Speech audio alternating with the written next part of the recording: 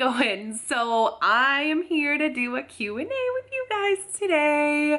So excited to answer all of your questions. I got some questions over on my YouTube community tab, and if you are not yet subscribed, make sure you do that so you can participate in Q&A and questions that I answer over on that community tab. So I think there's about 12 questions, and I'm kind of long-winded, I'm chatty, so get a drink, get a snack, do what you do, and buckle up because it's gonna be exciting. I think most of the questions are planner related, that's totally great. I'm excited. I'm so excited to talk about planner things.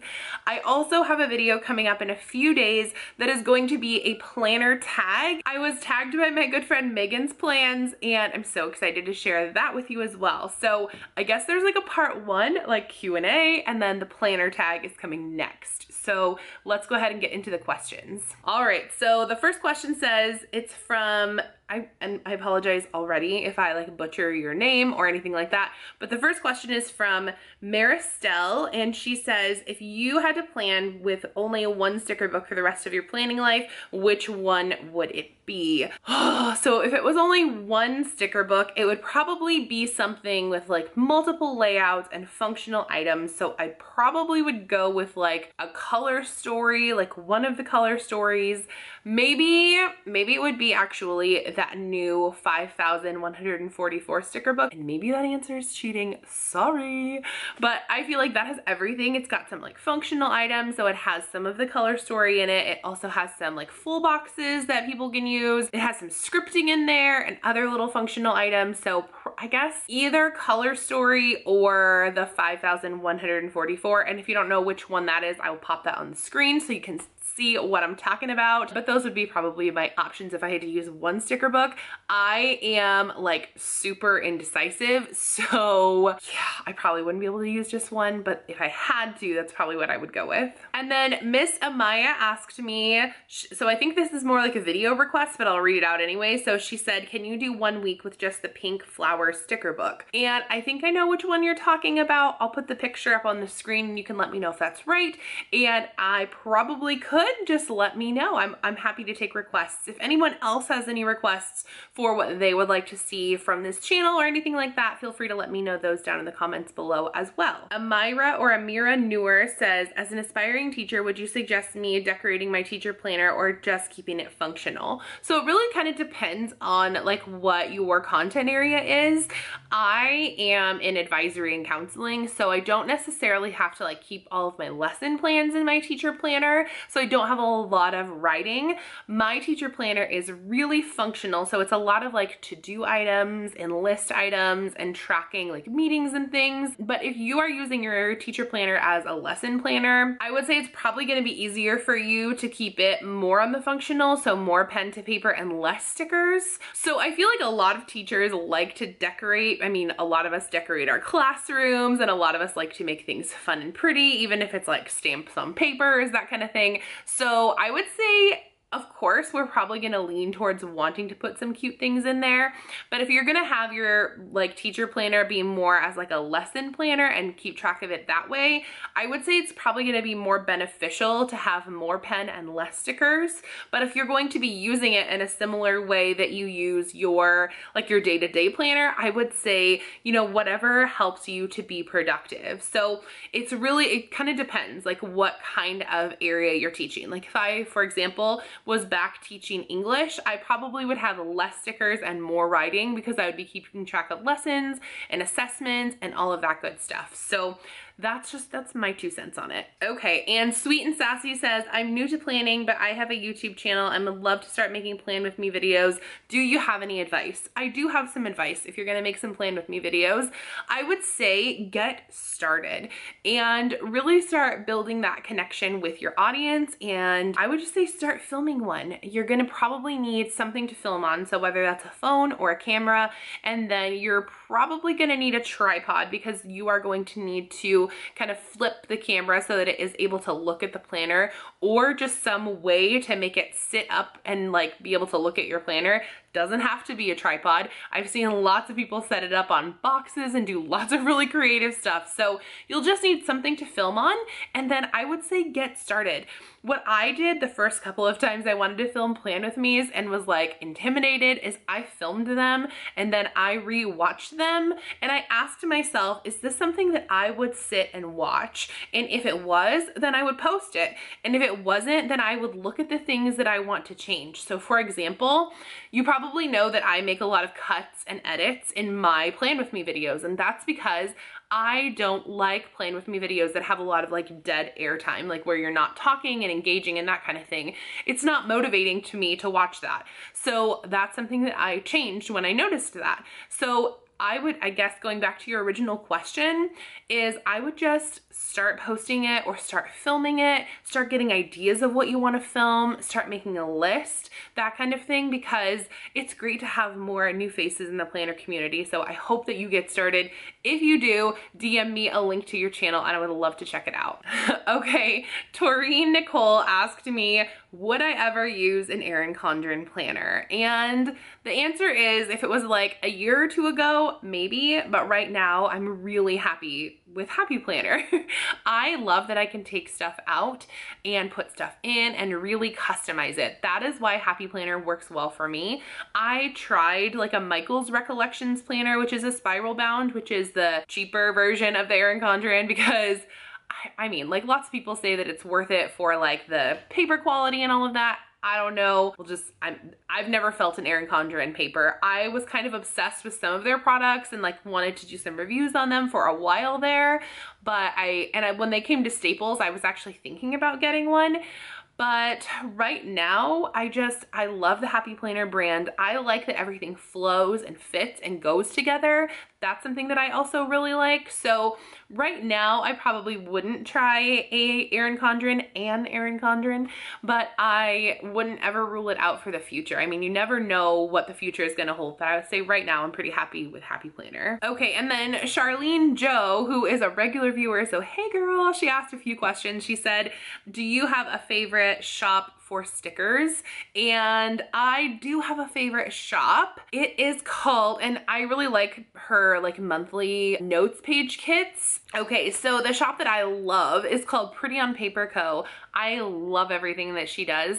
I am not super into Etsy kits because I use a lot of Happy Planner products and Happy Planner kits. So another shop that I really like is called Paradiddle Pickers, and she does amazing vinyl decals. That's where I get all of my vinyl decals to write my name in my planner, because I can't commit to having my handwriting on my planner page. I know Stephanie Fleming said we should all just write our names, but I love the look of a good vinyl decal. Those are probably my top 2 favorite Etsy shops. And then Charlene Joe asked if I could PR for any shop on Etsy, who would it be? And I have done PR stuff in the past. However, I am kind of moving away from like the idea of just doing like PR stuff, and I'm looking to do more like paid partnerships with brands. So I don't know. I don't know that that's like a big thing with Etsy shops. So I'm not sure if I would PR for an Etsy shop. I mean, it would have to be the right fit. It would have to be the right, stickers and products for me to be able to use. And then they would also have to be like okay with my posting schedule and be flexible, because I am a mom with 2 young kids. But I guess like to answer that question, I think it would be fun to be on the Happy Planner squad. I've never applied, so I don't know, but I have PR'd for people in the past. It's a lot of work to PR for people, which is amazing. And I know that it does amazing things for Etsy shops and small business owners, but I just don't know for me if it's enough to be able to trade product. And I hope that doesn't sound mean or insensitive or anything. And I am excited for people who are excited to PR, and I know that they get discounts on products. So that's fantastic if it's something that's going to be mutually beneficial. But I think for me right now, I'm looking to work for more like paid partnerships to kind of move that way. So I hope that answers your question. Okay, and then Jessica Finch, she asked, what brand would be your ultimate dream brand to work with? That is a great question. It probably, I have to think about this one. And I actually read this question a few days ago. I kind of scrolled through the questions just to see, but my dream brand to work with, it's a great one. It probably would be like a hotel or a vacation company where I could like take a trip and then review it. That would be fun. I would love to work with the Happy Planner because I love their brands and products. I would love to work with Costco because I love Costco. So probably those would probably be my like top 3. So some kind of like hotel or like travel something, then like maybe the Happy Planner or like another planner brand. I do love the Happy Planner though. And then probably like Costco. Like, I know it sounds boring, but I think that that would be a lot of fun to work with them. Oh, I've actually, okay, so another brand that I would love to work with would be Audible. I've seen lots of creators work with them. I use the service, so it would be fantastic to work with them. I've heard really great things about how they are with creators and how, you know, how respectful they are. So that's great. I do have a really exciting brand that actually reached out to me. So I can't really say anything right now. And I hope that it like all works out and everything. So it could be a month or 2 down the road and I'll keep you guys updated. And then Jessica Finch also asks, what is your least favorite aspect of planning? Oh, that's a great one. So my least favorite aspect of planning is that I think that it probably makes me less flexible than I would be if I wasn't like a planning person. So that would probably be the only thing, and mostly because my husband is like a really like, you know, kind of, he likes to just get up and go. He's not necessarily a planner, so it can create some like kind of tension in our family sometimes. But I would say that's probably like my least favorite. I love everything about planning, mostly, you know, except for that. I love that it's like, it's crafty and fun. It's a fun hobby. I love the planning community and getting to know all of you guys. I love the stickers. I love just about everything with planning. So I hope that answers your question, but yeah, it just makes me a little less flexible, I think, than I would be if I wasn't a planner. And then this one is actually related to PCOS. So Saren Hevener says, how important is cutting out dairy for PCOS and trying to conceive? I've had PCOS for about 10 years, had 2 pregnancies, and we are working on baby number 3, but everything I'm reading says to eliminate it, and it seems so hard, especially when doing low carb. So I would say it really kind of depends on your body. If your body doesn't do well with dairy and that kind of thing, then maybe try cutting it out. It can be hard to cut out dairy, and actually our family recently cut out most of the dairy because both of my kids are lactose intolerant, so is my husband. Unsweetened almond milk is fantastic. You can get goat cheese that doesn't have necessarily any of the dairy elements. That's really good. You can even get like non-dairy cream cheese and stuff, so it's gonna be more expensive. But I would say for me, doing the low carb stuff was really what helped my PCOS and what continues to help me with my PCOS stuff. All right, and then Kenda says, how do you edit your videos? I'm wanting to start my own channel and I'm not sure about this editing thing. LOL, love your videos though. Thanks, girl, that means a lot to me. So how do I edit my videos? Basically, like I take a video on a camera, pop out the SD card, put it in my computer, and then I use iMovie to edit, and I just kind of cut clips out and that kind of thing. It's really gonna take you some time to figure out what your style is. So if you look even at videos in the planner community, you'll see that lots of people are very different. Some people will leave everything in, they'll make no cuts, no edits, and then there's people like me who will clip out every time I say or like I have dead air time, that kind of thing. So it really kind of depends on what you like. I would say that editing is not necessarily something you have to do when you first start, especially with planner videos. It's definitely helpful, and I like my videos edited better than when I wasn't editing them, but there was a time, and you can like scroll through to my oldest videos, even ones that are really like some of my most highly viewed videos, I didn't edit them at all. So it's not necessarily something you have to do. It doesn't necessarily have to take a bunch of your time, and you can even do it all from your phone. I was thinking about, because I used to do everything from my phone when I was a breastfeeding mom, I would like take my video on my phone, I would edit it on my phone, I would make the thumbnail on my phone, and I would do it all while I was like breastfeeding with one hand. And I was thinking about actually making a video on that. So if that's anything anyone would be interested in, let me know and I can kind of walk you through how I did all of that.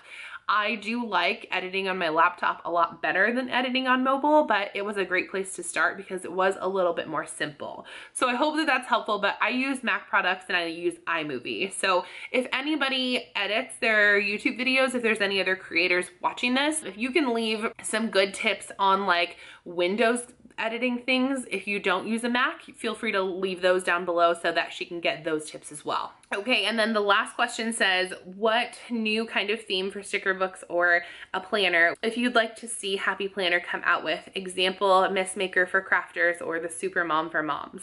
Thanks, I love your channel. And I have said this before, but I would love seasonal covers. I buy a lot of my seasonal covers from Stylish Planners, but I love the Happy Planner ones and how they're two-sided and they're just really high quality. Not to say that Stylish Planners is not high quality, because she definitely is. And I do like hers, how they are blank on one side, because you can kind of customize it and use it for other things. But I love the Happy Planner covers, and I'm like a matchy person. So if I have a Happy Planner cover on my Happy Planner, I feel really good about it.